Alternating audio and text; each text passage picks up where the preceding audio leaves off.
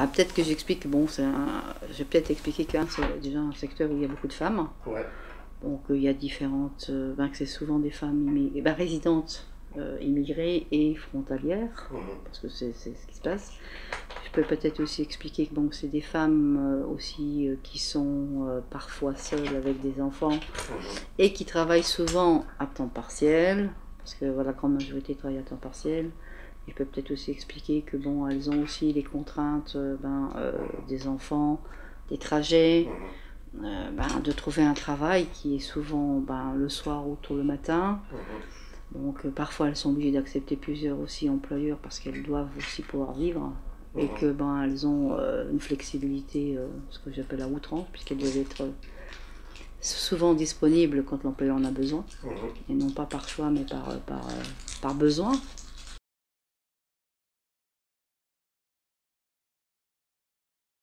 La flexibilité, donc, elle commence, bon, déjà, quand vous rentrez dans une entreprise, vous êtes engagé avec un contrat qui peut être durée déterminée. Mhm. Donc, une première, on va dire, période d'essai Ouais. qui est faite sur une période beaucoup plus longue, puisqu'elle peut aller jusqu'à 2 ans, ou un CDI. Souvent, si vous êtes à contrat à temps partiel, dans le contrat de travail, je vais prendre un exemple, vous êtes engagé pour un contrat de 20 heures, Mhm. le contrat de travail précise que vous travaillez sur le chantier X de telle heure à telle heure. Je vais dire exemple de 17 heures à 21 heures. Mhm. Bon, il est clair que si vous avez ce style de contrat, il y a des clauses de mobilité qui sont incluses dans le contrat. Et quand la clause de mobilité, elle dit que l'horaire ou le lieu peut varier suivant les besoins de l'entreprise, pour simplifier. Ce qui veut dire que l'employeur utilise cette clause pour dire à la salariée, demain, tu dois aller travailler sur un autre lieu du jour au lendemain avec un changement d'horaire. Donc l'horaire pourrait, là je prends l'extrême, mais il pourrait être très bien le matin, de 6h à 10h du matin, ou de 14h, donc là ce qu'on appelle flexibilité, puisqu'il y a une mobilité. Et la mobilité pourrait être utilisée, c'est ce que je dis toujours, 24 heures sur 24, 7 jours sur 7, puisqu'on peut lui dire, oui, tu dois être le samedi, voire le dimanche, et même si le contrat ne le prévoit pas, on a aussi cette convention collective qui permet à tous les salariés à contrat à temps partiel de pouvoir travailler. Donc on autorise une flexibilité quand même de 50% sans que l'employeur puisse payer des heures supplémentaires. Et là, on est déjà dans une grosse flexibilité. Mais il y a aussi des salariés qui ont des contrats à plein temps et qui se retrouvent avec une possibilité de travailler 40 heures semaine, du lundi au vendredi, on va dire en journée, puisque là ça se fait plus souvent en journée. Et là ils travaillent donc bien spécifique, peu importe le lieu, parce que de toute façon on nous y emmène ou on nous dit où on doit aller. Et dans ce cadre-là, la flexibilité, on va lui demander, est-ce que tu veux travailler en plus et tu vas travailler au-delà de tes 40 heures. Bon, maintenant, après, il y a les conséquences des heures payées ou pas. Bon, ça, c'est une autre chose. Mais là, les gens vont accepter ou ne pas l'accepter. Si vous n'acceptez pas, on va vous dire, à partir de maintenant, c'est pas la peine que tu viennes demander, tu n'auras plus rien. Et quand vous acceptez, il n'y a plus de limite. On vous dit, à chaque fois, on vient vous rechercher pour vous dire, là, il faut aller là, il faut aller là. Et là, on commence à venir très tôt le matin, on commence à terminer très tard le soir, à travailler du lundi au dimanche, et on ne respecte plus aucune règle, il n'y a plus rien qui va être fait. Et il y a une troisième chose qu'on peut utiliser, quand on n'est pas satisfait de vous et quand on n'est pas content de vous, c'est qu'on va la flexibilité, c'est qu'on va vous dire, voilà, vous êtes engagé, ok, à 40 heures semaine, de 8 heures à 17 heures, mais votre contrat prévoit une mobilité, donc je vous envoie, vous habitez naturellement dans la région frontalière, et de là, on va vous envoyer carrément dans le nord, donc à Uldange ou je crois que c'est Schmiede, S-C-H-I-E-D-E, je crois que c'est Chied, carrément dans le nord. Ouais, dans le stream. Oui, et à 6h du matin, jusqu'à 14h. Et comme ça, on est sûr que vous ne pouvez pas y aller. Donc ça, on appelle aussi une flexibilité. Donc voilà à quoi sont confrontés donc, les salariés sur cette flexibilité. Et c'est pour ça que quand j'ai lu l'accord de l'UL concernant tout ce qui est plan d'organisation de travail, tout ce qui est... Je me dis, mais on est déjà dans le nettoyage avec une disponibilité, une flexibilité, ce que j'appelle à outrance, puisque si vous ne l'acceptez pas, vous serez sanctionné. Je me dis, qu'est-ce qu'on veut de plus? Qu'on nous mette, je dis toujours, un boulet à la cheville. La répercussion sur la santé, sur la vie familiale, puisque dans cet accord aussi, on parle de vie professionnelle et vie familiale. Il existe déjà une loi, mais pour moi, je suis désolée, dans le secteur, ça n'existe pas. Hein. On ne va pas. Vous avez des problèmes avec les enfants parce qu'il faut les emmener à la crèche à 7h30 et la crèche n'ouvre pas plus tôt. Ben, on s'en fout si tu dois commencer à 6h. Si tu commences à 6h, ton problème, tu n'as qu'à trouver une autre solution. On n'est pas conciliant concernant la vie familiale et professionnelle. Donc il y a une loi qui n'est déjà pas appliquée. On parle de ça, mais les secteurs ne s'inquiètent pas et ne s'occupent pas de la vie familiale professionnelle. On est obligé d'aller où on nous dit et de nous faire ce qu'on nous demande, ou sinon on risque de perdre nos emplois. Les demandes, si on négocie, on parle de négociation convention collective, notre gros souci, et on est toujours au même endroit, c'est qu'en face, on n'a pas d'interlocuteur, on n'a pas de personne pour avoir un dialogue afin de négocier cette convention collective. Et je vais pas, si je devrais vous rappeler tout ce qui s'est passé en 2013, vous savez qu'on a été à la conciliation pendant l'été, qu'il y a eu un échec des négociations, et à ce jour, on n'a toujours pas eu de réunion concernant cette convention collective.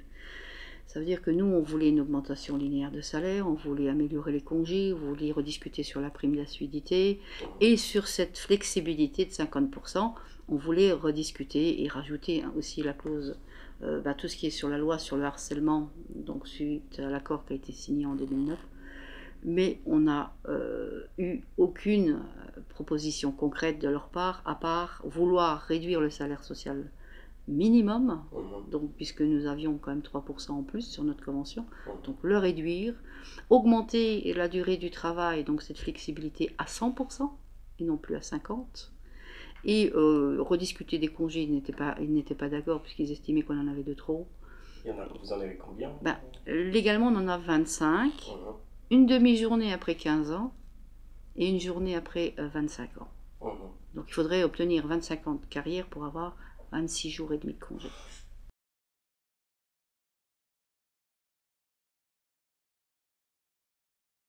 Devrait recevoir, mais il y a une chose qui est claire, c'est que dans le jugement, il est précisé que le salarié doit apporter la preuve qu'il a acquis pendant une période de 10 années le métier. Donc il doit vraiment prouver sur une période de 10 ans, c'est la complexité des dossiers actuels.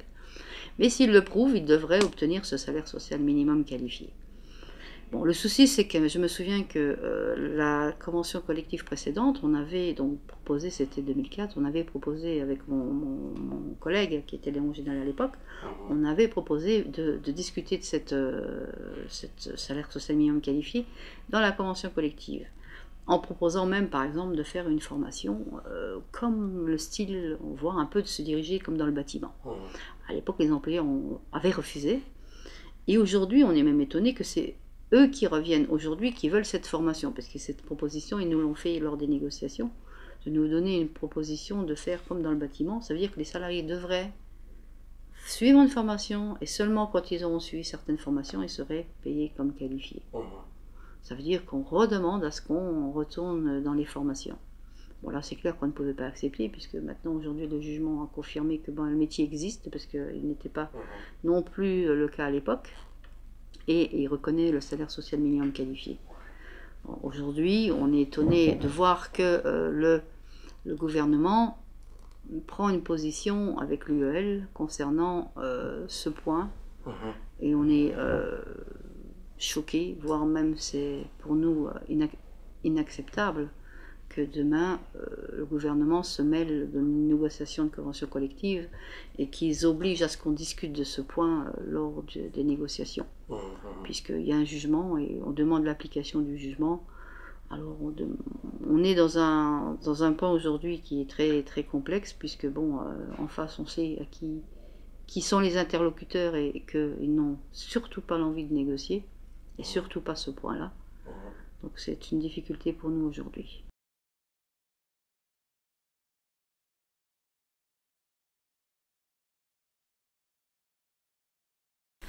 Ça veut dire quoi? Ça veut dire que demain, n'importe quel jugement va être rendu en défaveur des employeurs. Les employeurs vont aller voir le gouvernement, ils vont signer des accords, ils vont changer les lois parce que ça ne va pas dans le sens qu'il faut. Mais alors ça devient grave.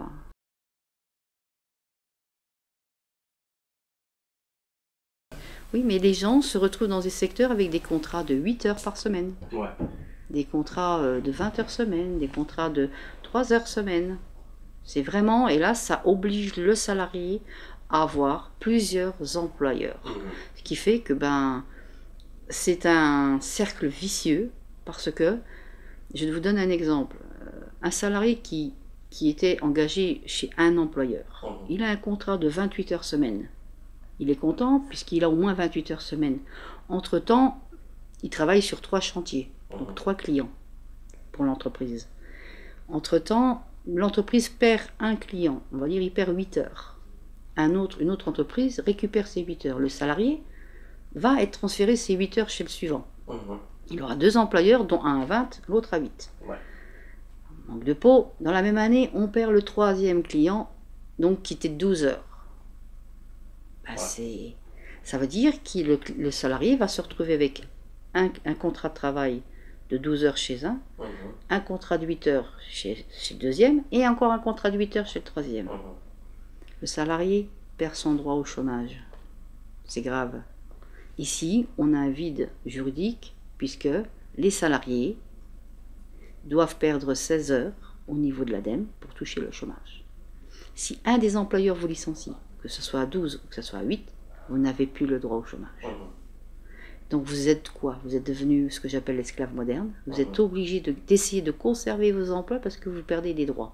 Ou vous êtes toujours en train de rechercher des emplois parce que vous en perdez un et vous devez retrouver quelque chose pour compenser cette perte.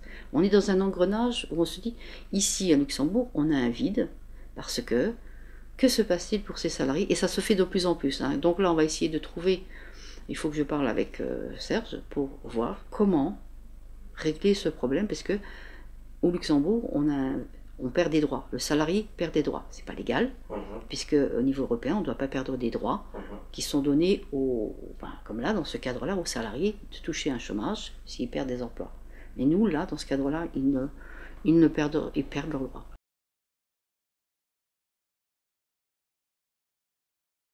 Alors, vous le savez, je vais vous montrer. Ici, on a une grille. Alors, je reprends ma grille, qui est actualisée aujourd'hui. Voilà. On a des catégories et des groupes. Ici, dans le nettoyage, on a 3 groupes. Voilà. Ça fait partie de la convention collective. Donc, ça veut dire qu'aujourd'hui, ici, on gagne 11,45 € à partir du 1er janvier 2015, puisqu'il y a eu 0,1%. Donc, on a eu la chance d'avoir 0,1% en plus sur notre salaire. C'est-à-dire que le salarié qui fait du nettoyage de bureau actuellement gagne en groupe 1 catégorie 1 ce salaire. Ensuite, c'est celui qui fait différents travaux plus spécifiques, qui touche un peu plus puisqu'il est à 11,97 €. Le groupe 2 correspond aux laveurs de vitres. Donc c'est la catégorie 1 des laveurs de vitres qui vont jusqu'à 8 mètres de hauteur, et celui qui est au-dessus de 8 mètres de hauteur. Et le groupe 3, c'est l'encadrement. Donc l'encadrement, c'est celui qui est au moins chef d'équipe et qui a sous son effigie une équipe au moins de 10 personnes, donc touchera ce salaire. Et ça, c'est ce qu'on appelle, soit certaines entreprises, les inspecteurs, les contrôleurs, c'est ceux qui contrôlent, qui vérifient plusieurs sites et qui ont à leur effigie 50 salariés en moyenne.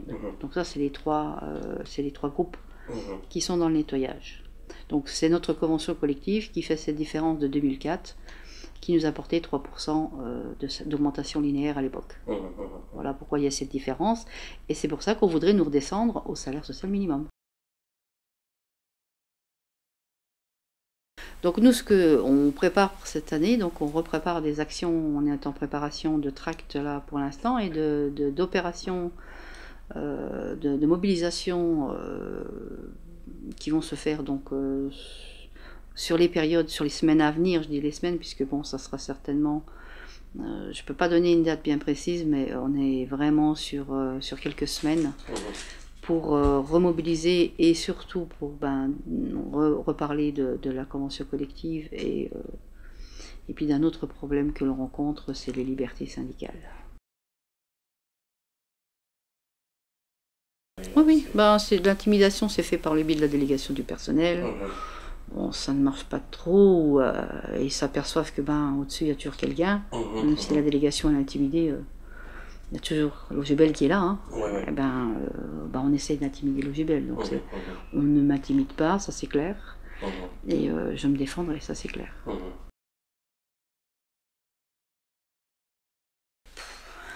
Ben, le gouvernement, moi, des fois quand je parle, je leur explique que déjà, il y a des lois qui sont, soit pas appliquées, ou elles ne sont pas... les employeurs ne sont pas assez contrôlés aussi, parce qu'il y a aussi le contrôle qui devrait se faire. De deux, il y a des lois à modifier, c'est clair. Bon, la délégation du personnel, c'est vrai que bon, ça tarde, mais c'est une loi à modifier. Il faut revoir le transfert. Je pense qu'il faut revoir tout ce qui est au niveau du transfert, parce que bon, aujourd'hui, notre secteur a évolué et la loi ne s'adapte plus à ce qui se passe aujourd'hui, toutes ces coupures, comme je l'ai dit tout à l'heure. Il faut revoir le licenciement, qui est trop facile. Pour moi, le licenciement dans le secteur, c'est des secteurs où quand vous êtes licencié, ça coûte pas cher à un employeur, puisque vous avez la possibilité d'être licencié. Si vous n'avez pas d'ancienneté, 2 mois de préavis, pas d'indemnité, vous ne coûtez pas cher. Si le salarié a les moyens, il va pouvoir se défendre s'il n'est pas membre. Donc c'est de la facilité pour nos employeurs. Moi, il y a différentes législations modifiées. Maintenant, est-ce qu'on sera écouté de l'autre côté? Je ne sais pas, puisque bon, je dis toujours qu'il faut que je dénonce un petit peu tout ce qui n'est pas correct au niveau des entreprises. Il faudrait qu'il y ait quelqu'un qui a cette charge de contrôler et qui fasse ses contrôles et qui impose à l'employeur de faire le nécessaire. Il y a beaucoup de choses à faire et si ce n'est pas fait, je peux comprendre en tant qu'employeur qu'on se dise oui, mais bon... c'est facile. Moi, je ferai le nécessaire, je vais régler, mais ça peut prendre 5 ans. Donc j'ai réglé, donc j'ai gagné 5 ans.